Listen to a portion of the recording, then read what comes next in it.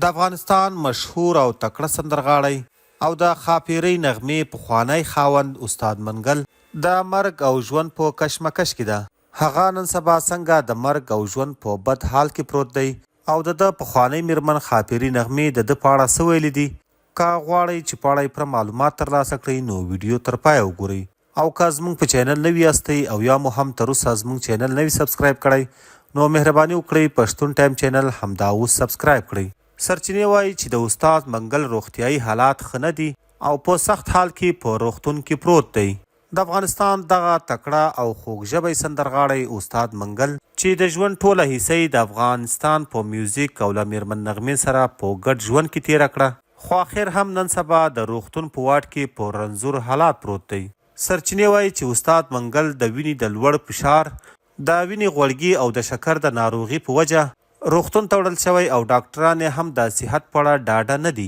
ډاکټران وایي چې د وینې د فشار او د شکر لوړېدل یوازینی علت د ژوند تنهایی ده او کله چې دی له میرمن نغمې څخه جدا شوی دی ده ته د وینې لوړ فشار او د شکر ناروغي پیدا شوې ده او ډاکټرانو هم ویلي دي چې دغه ناروغي په انسان د تنهایی په وخت کې ډیر زر عمله کوي.